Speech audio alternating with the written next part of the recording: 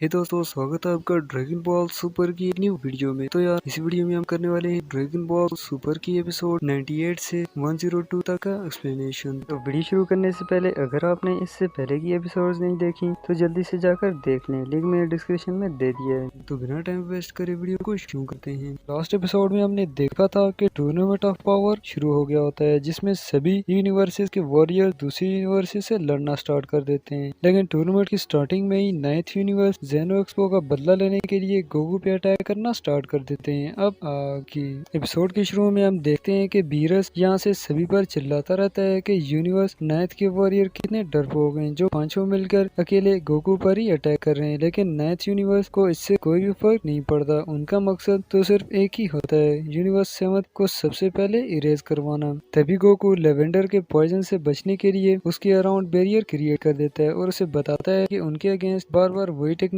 काम नहीं करेंगी और उस पर अटैक करना कंटिन्यू रखता है। पर बेस फॉर्म में रहते हुए ट्री ऑफ डेंजर की स्पीड और पावर को मैच करना उसके लिए काफी ज्यादा चैलेंजिंग होता रहता है, जिस कारण वो पिटने लगता है। एंड ये सब देखते हुए वेजिटा भी उसकी फाइट छोड़ के गो के साथ टीम अप कर लेता है और गो को कंप्लेन करता है कि वो इन आवारा डॉगीज से पिट रहा है, जिस पर गोकू बता देता है कि इन लोगों की एनर्जी को भी सेंस नहीं किया जा सकता और जब ये टीम अप कर लें तो इनकी ट्रायंगल से बच पाना मुश्किल हो जाता है। एंड तभी 9th यूनिवर्स के 5 और वॉरियर भी ट्री ऑफ डेंजर के साथ टीम अप कर लेते हैं, जिसे देख सुप्रीम काय और बीरस चिंतित होते रहते हैं। लेकिन तभी विस एक्सप्लेन कर देता है कि उन्हें चिंता करने की कोई भी जरूरत नहीं, क्योंकि जब तक गोकू और वेजिटा एक साथ हैं 20 और वॉरियर भी आ जाएं तो भी उनका बाली बांका नहीं कर सकते। एंड दूसरी तरफ फ्रीजा वॉरियर्स को रिंग आउट ना करके सिर्फ उन्हें तकलीफ देता रहता है और उनके साथ खेलता रहता है। तभी ये यूनिवर्स 9th का एक वॉरियर इसे सेव करने के लिए आगे आता है, बट फ्रीजा डेथबीन के थ्रू इसे भी इतना ज्यादा टॉर्चर करता है कि वो खुद ही रिंग के बाहर कूद जाता है। जबकि इस तरफ गोकू एंड वेजिटा के टीम अप से tree of danger second time triangle बनाने में सफल नहीं हो पाते,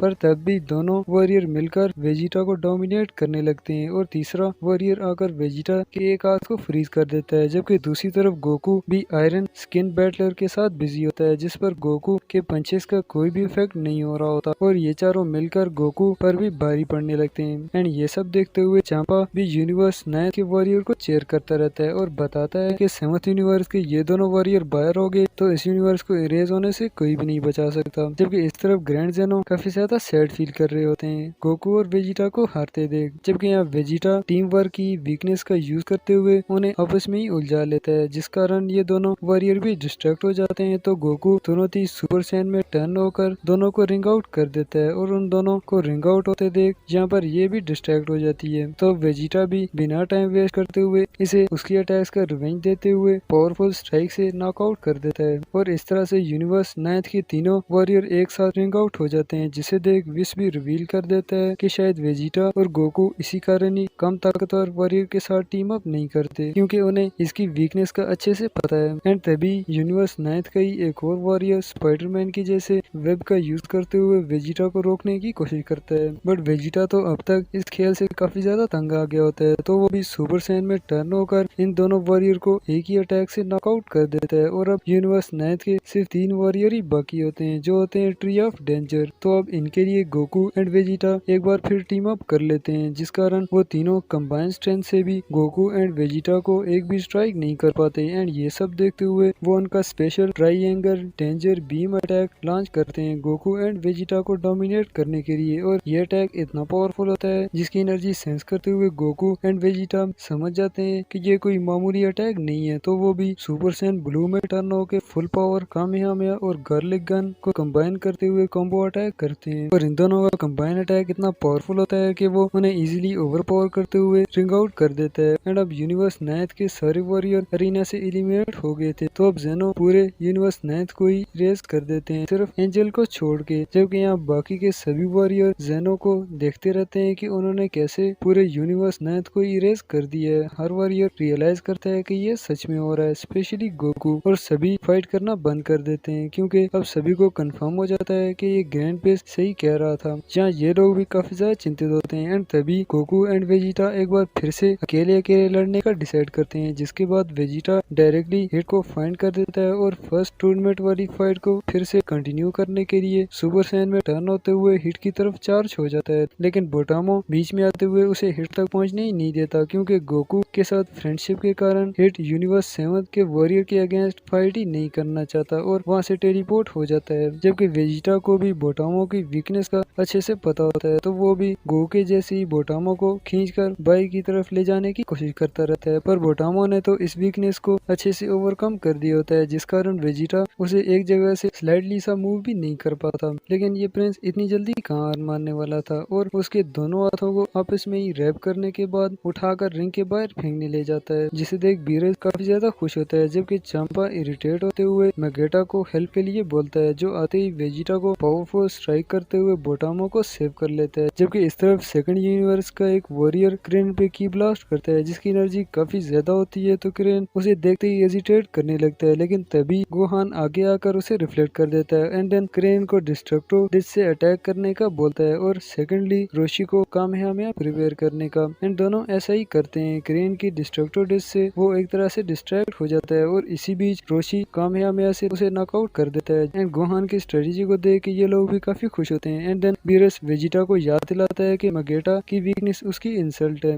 तो वेजिटा उसकी इंसल्ट करना शुरू कर देता है। लेकिन मगेटा के कुछ भी सुनने से पहले ही बोटामो उसके एयर्स को प्लग कर देता है, जिस कारण उसे कुछ भी सुनाई नहीं देता। एंड वेजिटा ये देख करके बोटामो पे अग्रेसिव होते हुए उसे वहाँ से नीचे लाने की पूरी कोशिश करता है, लेकिन बोटामो पर तो किसी भी फिजिकल स्ट्राइक का कोई भी इफेक्ट नहीं होता और बताता है कि वो एक साथ मिल जाएं तो उन्हें हराना नामुमकिन है। तभी वेस एंडर 18 और शोजा की बैटल को पॉइंट आउट करता है, जहाँ 18 शोजा को इजीली ओवरपावर कर देती है, जिसे देख के सभी लोग इंक्लूडिंग विस भी चिंतित हो जाते हैं कि अब 18 डिस्क्वालीफाई हो जाएगी, क्योंकि कोई भी शोजा की लाइफ एनर्जी को सेंस नहीं कर पा रहा होता। लेकिन जैसे ही 18 उसकी बॉडी चेक करने लगती है, तो शोजा अचानक से ही स्ट्राइक करने के बाद अटैक्स की बरसात कर देता है, जिस कारण 18 उन्हें काउंटर न करते हुए रिंग आउट हो जाती है। पर नीचे गिरने से पहले ही क्रेन भी उसके पीछे रिंग के बाहर कूदते हुए उसे कैच कर लेते हैं एंड देन की अटैक से बाहर की तरफ प्रेशर बनाते हुए रिंग में वापस आ जाता है। एंड क्रेन को इस तरह से रिस्क लेकर बचाने के कारण एंडर 18 काफी ज्यादा इमोशनल होने लगती है। पर क्रेन बताता है कि ये टाइम इस सब के लिए ठीक नहीं है, उन्हें फाइट पे ध्यान देना होगा। जो सुनते ही सभी लोग बहुत ही ज्यादा निराश होते हैं, स्पेशली ओल्ड का, और कहते हैं कि क्रेन ने इतने प्यारे मोमेंट की बैंड बजा कर रख दी है, कितने शर्म की बात है। जबकि यहाँ ये दोनों मिलकर शोजा पे अटैक करना स्टार्ट कर देते हैं। दोनों का टीम वर्क इतना स्ट्रांग होता है कि वो काफी टाइम तक एक ही अटैक को एक दूसरे को पास करते हुए उसे पूरी तरह से डिस्ट्रॉय कर देते हैं। देन एक ही पावरफुल की अटैक से शोजा को भी नॉकआउट कर देते हैं। तो अब इन दोनों के टीम वर्क को देख के बीरज काफी ज्यादा एक्साइटेड हो जाता है, जबकि सुप्रीम का रिवील कर देता है कि अगर ऐसा ही टीम वर्क 117 और 18 के बीच बन जाए तो और ज्यादा असरदार होगा, क्योंकि उन दोनों के पास अनलिमिटेड स्टेमिना है और क्रेनिन के साथ रहते हुए 18 डिस्ट्रैक्ट हो सकती है। तभी यहाँ पर एंट्री होती है मजोरा की, जो आते ही क्रेनिन पर पीछे से अटैक करता है एंड इस बार 18 क्रेनिन को सेव करते हुए उसे काउंटर स्ट्राइक करती है। तो क्रेनिन मजोरा को हराने के लिए 18 को शेयर देता है और उसके बाद अपनी सोलर फ्लेयर 100 टाइम्स का यूज करता है, लेकिन सरप्राइजिंगली मजोरा पर सोलर फ्लेयर का कोई भी इफेक्ट नहीं होता और उल्टा वो उन दोनों को पावरफुल स्ट्राइक कर देता है। क्रेनिन काफी ज्यादा